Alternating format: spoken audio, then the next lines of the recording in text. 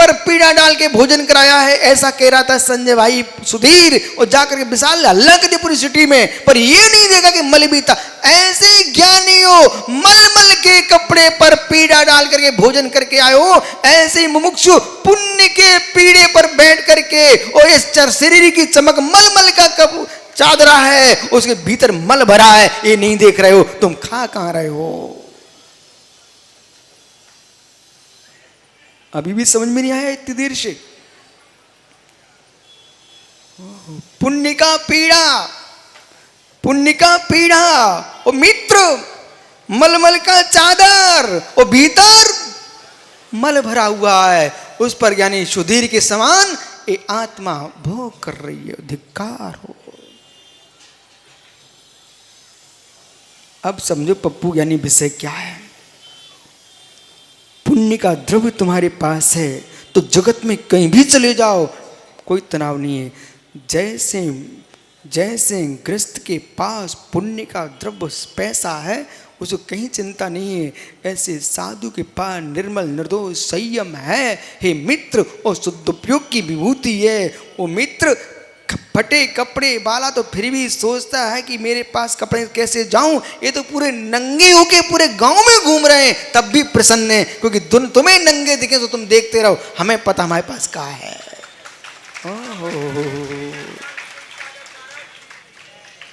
विराजो ज्ञानी, ज्ञानी मारवाड़ी सुन रहा कि नहीं? तेरे मित्रों को भले पता हो कि विश्व सागर नंगे घूम रहे हैं, सो बे दूर से देखते भाग जाते हैं, पर मित्र विशुद्ध सागर पता है कि हमारे पास का है, तुम्हें क्या मालूम? अपने घर की विभूति अपन को ही पता रहती है, अपने घर का वैभव अपनों को ही मालूम होता है। ऐसे मित्र कुंद कुंद देव कह रहे, जिन गुण संपत्ति का बोध जो है निज को ही पता होता है। सब सुंदर लोहे, संपूर्ण लोक में सुंदर कोई वस्तु है, उसका नाम एकत्व विभक्त निज भगवान आत्मा है। इसलिए ज्ञानियों, आज पप्पू सबसे कह देना, और एक बार रबसेन भैया से बोल देना, मित्र वो बिल्ली को कहीं सुगंध नहीं आती। क्या बोलना? बिल्ली को कहीं सुगंध नहीं आती। ऐसे मित्र रबसेन भैया, जिन जीवों को तुमसे ईर्षा है, आपको किसी से ईर्षा है, हे मित्र वो जीव चाहे मुकुट पे केसर लगा के आए, चाहे कस्तूरी लगा के आए, चाहे चंदन लपेट के आए, फिर भी जिसको ईर्षा है उसको तो आप में दुर्गंध दिखेगी। क्यों? बिल्ली की नाक पर मल है। मनोज पत्र का सुन रहा है कि नहीं? इसलिए ये मत देखो लोग मुझे देख के नाक सिकोड़ रहे हैं, ये देखो उसकी नाक पर क्या है। ये मत देखो कि लोग मुझे देख के नाक सिकोड़ रहे हैं, ये देखो उसकी नाक पर क्या है और मेरी नाक पर क्या है। ये तुम्हारे शरीर में दुर्गंध नहीं है तो दूसरे के नाक सिकोड़ने से होता क्या है? हम तो जो हैं सो हैं। बराबर नहीं तो मालूम, देश में जीना तो बहुत दुर्भर है, अपने घर में नहीं जी पाओगे। घर में तुम्हारे सास की बिटिया स्वयं तुम्हारी हंसी करना चाहती है। कल कथा सुनी थी, कल कर रहे थे, सामने सामने प्रवचन कब किए थे? सुनो, बात ऐसी थी, आपके घर में भी होती है। बताऊं क्या? उनकी कथा को मैं दोहरा देता हूं। बताऊं क्या? विषय ऐसा है राजेश प्रोफेसर जी, चाहे आप हो, चाहे प्रभास हो, और चाहे प्राचार्य जी हो, मित्र जीवन में ऐसी घटना तुम्हारे घर में घटी है, तुम बताओगे नहीं मुझे, पर मैं बता देता हूँ। शंकर तुम्हारे घर में घटना घटी एक, उसमें राकेश पंडित शामिल हैं कि जीवन में सासू की बिटिया के साथ इतने दिन हो गए, ऐसा कभी हो नहीं सकता कि रोक झोंक ना हुई हो। हुई ना मित्र? ये भी सत्य है, कभी आपने भी उसके अपमान का विचार किया है। तो उसने अपनी ज़्यादा बुद्धि दौड़ाई तो उसने भी आपके अपमान का विचार किया। आप विश्वास ना हो, इनसे मैं पूछा देता हूँ। माँ सत्य बोलना ईमानदारी से। कभी ना कभी तो ये भाव तुम्हारे मन में आया कि मेरे पिताजी ने इतना इनको दिया है, आया कि नहीं आया? ओहो, कभी लगता कि नहीं इनको आज भी मजा चखाएंगे हम? ईमानदारी से बोलना। ओहो हो, धन हो ज्ञानी हो। अब सुनो, बात ऐसी थी,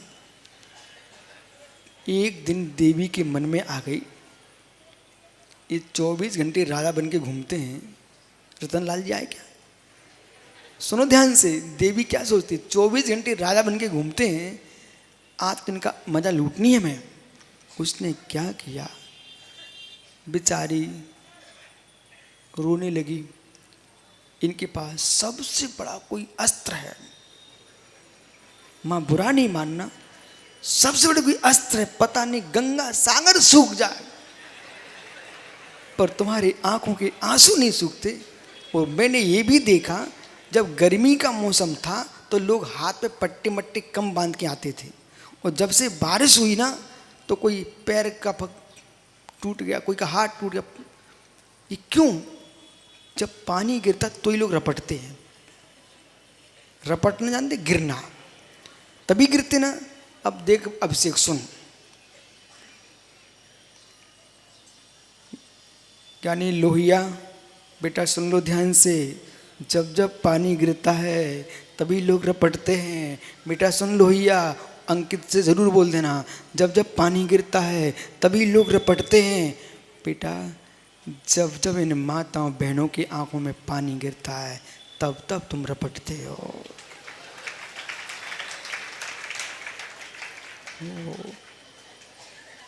निक्कू भाई मत मुस्कुराओ, बाहर के पानी से तो हारी पैर टूटते हैं, पर इन ज्ञानियों के पानी से चार्त के पैर टूटते हैं। अब क्यों नहीं बजाई ताली? हे मित्र, उसने एक दिन ठान ही लिया अशोक कि इनको, उसने पप्पू क्या किया,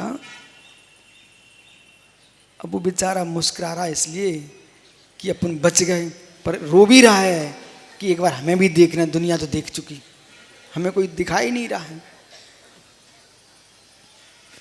मनोज, ओहो, देवी ने क्या किया, स्वामी पेट में दर्द हो रहा है। और ये मैं पहले आपको बता सकूँ, रमेश के कोई थर्मामीटर काम में नहीं आते पेट के दर्द में। अब हो सकता है पप्पू जैसा कोई हो, पप्पू बोले देवी बताओ बताओ क्या हो गया, क्या हो गया। ज्यादा पप्पू नहीं बना करो। ओहो, वो कहती है स्वामी स्वप्न भी आया है मुझे कि आपकी माँ मेरी सासू काला मुंह करके ये सिर मुड़ा के एक बार सुबह से दर्शन दे दे तो मेरे पेट का दर्द ठीक हो जाएगा।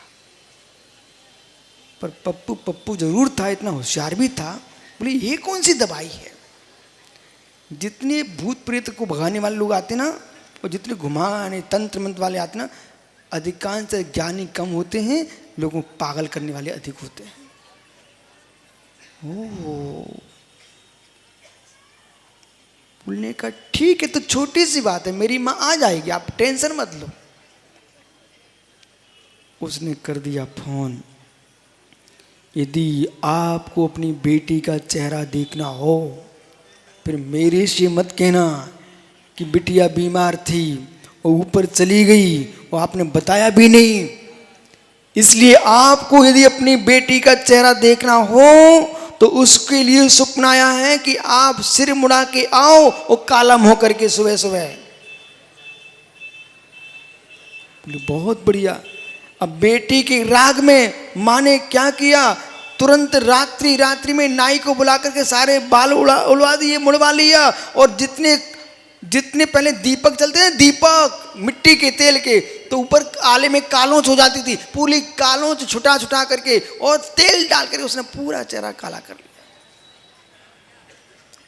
चेहरा काला किया रमेश भैया, फिर मालूम क्या हुआ, वो तो बेचारी पहुंच गई सुबह से और इधर पप्पू की देवी ने क्या किया, सुबह से चक्की पीसने बैठ गई। पहले की माता चक्की पीसने पर भजन गाती थी, और जैसे सकली खटखटाई माँ ने तो वो समझ गई देवी की आ गई मेरी सासू। और पप्पू ज्ञानी वहीं खड़ा था, बोले अब देखो क्या नाटक होता है। और जैसे ही पप्पू, चक्की कैसे चलती बताना जरा, अरे तनक अच्छे से बता। हाँ, जैसे ही मचक मचक के वो चक्की चलाए, वो कवित्री थी, कवित्री तुम्हारी देवी, उसने एक बढ़िया कविता सुनाई, सुनो चक्की चलाओ। ओह, देखो बीरबानी के चाले, मुख मुंडे और सिर, मुख मुंडे मुख काले, सिर मुंडे मुख काले, ऐसे बोल रही चलाते चला चक्की, देखो भैया। तो पप्पू खड़ा हो गया, भाई खड़े हो जाओ। बोले देवी चिंता मत कर, फिर से सुना ना क्या बोले आप। तो वो कहती है देखो बीरवानी के चाले, सिर मुंडे मुख काले। और ज्ञानी धीरे से पप्पू कहता सुन ज्ञानी सुन, देखो मर्दों की फेरी, अम्मा तेरी है कि मेरी।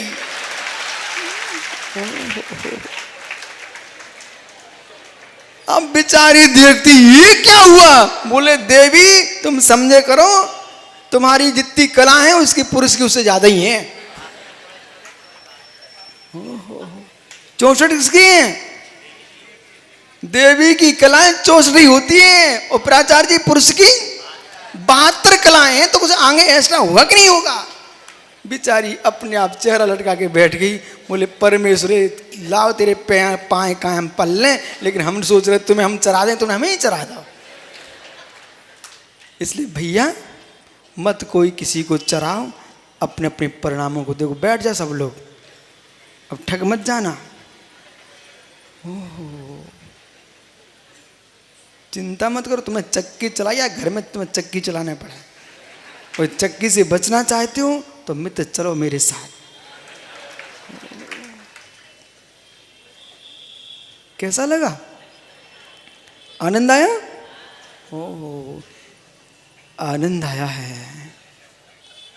तो बिल्ली के मुंह का ध्यान रखना, बिल्ली की नाक के मल का ध्यान रखना। माँ तुम्हें पूरे 4 महीने के प्रवचन याद ना रहे, लेकिन इतना याद रखना आज से कि सेंट की शीशी यदि जेब में है तो सड़े पशु की भी दुर्गंध नहीं आती, और यदि बिल्ली के मुख में बिल्ली का मल छपा नाक पर तो मंदार पुष्प की सुगंध भी नहीं आती। जिसके पास पुण्य का द्रव्य है उसे जगत में कोई टेंशन नहीं है, और जिसके पाप का उदय चल रहा है उसको जगत में कहीं साता नहीं है। इसलिए आज से सुधीर भाई, आज से मित्र निर्णय कर लेना कि जो जो छोटे सोच के हैं उनको बुरा मत मानना, उनकी बातों को, विचारों का पुण्य इतनी ही है वे इतनी ही सोच पाते हैं, कभी बुरा नहीं मानना। अब यदि आपने उसकी बात को बुरी मान ली तो तुम भी पुण्य क्षीण कहलाओगे, क्योंकि तुम्हारी बुद्धि भी छोटी कहलाई। तुम ये सोचना ओह इसमें क्या कह सकते हैं, कुएं वाले कुएं के नीचे जो बैठा है उसको उतनी दिखता है कुआ वाला, जो छत पे बैठा है उसको मोहल्ला दिखता है, और मित्र जो किले पर बैठा है उसको गांव दिखता है, और जो ज्ञानी पर्वत पर बैठा है उसको पूरे क्षेत्र दिखता है। जो विमान में बैठा है उसको पृथ्वी दिखती है, जो सिद्ध शिला पर बैठा है उसको लोकालोक दिखता है। इसलिए ऊंचाइयों का स्पर्श करो, कूप मंडूक मत बनो। मनोज छाबड़ा मित्र सुन, ये लोहारी आए हैं बिलाई से, कचौड़ी मल जी, ये कुछ कह रहे हैं संजय, तेरे रिश्तेदार आए हैं, ये मालूम क्या कह रहे हैं। बोले राजस्थान से कचौड़ी बेचते बेचते छत्तीसगढ़ में महल बना लिए हैं, पर इनसे हमने कहा, अरविंद भैया इनसे हमने कहा ज्ञानी वो कचौड़ी को भूल मत जाना जिससे तुमने महल बनाए हैं, फटी चड्डी फटी बनियान कभी मत भूलना, कितनी महलों में पहुंच जाओ। जाओ आपका समय हो गया, कल फिर आओगे, यानी पर्यायित तो पुनः चर्चा करूंगा। वस्तु स्वभाव तो जो है आत्मा स्वभावं परिभाव भिन्नम आत्मा स्वभावं परिभाव। आत्मा का स्वभाव प्रभाव अत्यंत भिन्न गुण महावीर स्वामी की पंचादुष्टो हे संख्यामितो च्युतं पंच पदम नमामि अरिहन्ति भाष्यथ्यं गर्धदेवं गन्त्यं सम्मं परिमायुहुत्युत्थो स्नानभोव्यं श्रीषा इच्छायुन्ते सद्वक्ते कांशगो काचलचे अंगुंगे पाहिडे पावडे में सेठ माडुगा पुगवे चुलियाचे स्तंभकायं टडचकालं पंचे पूजे वंदाण विश्याय दुःखको कुमको लाहो शिगीडं स्मय मरणं जिन्गुण संपत्ति हो मच्छम त प्राणिक स्वाध्य प्रतिष्ठापन क्रियं पूर्वाचारणुपुष्मत्स्यार्थं भाव पुयं नृ सौस्मितं श्री आचार्य भक्ति काश्यं कुर्वयाम सृजपार्गीभ्यः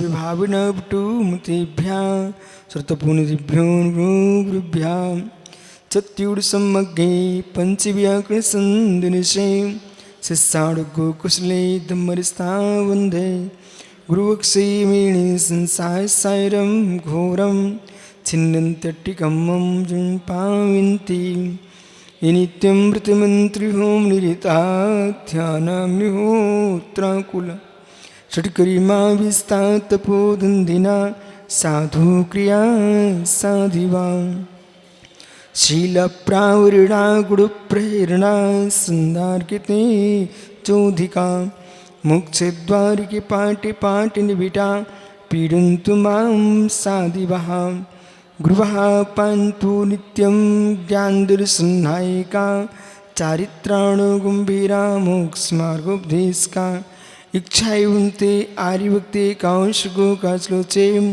सम्राणे समदंशने समजायुक्तां पंचव्यात्मम् आराधि शुद्राणुदुसज्जारणं तिरुण्पाणं सौसाणं त्रिडचकानं वंचे पूजे वंदाण विश्याय दुःखको कुमको लाहो सुगुणं स्मय मरणं जिन्गुण संपत्ति हो मच्छम।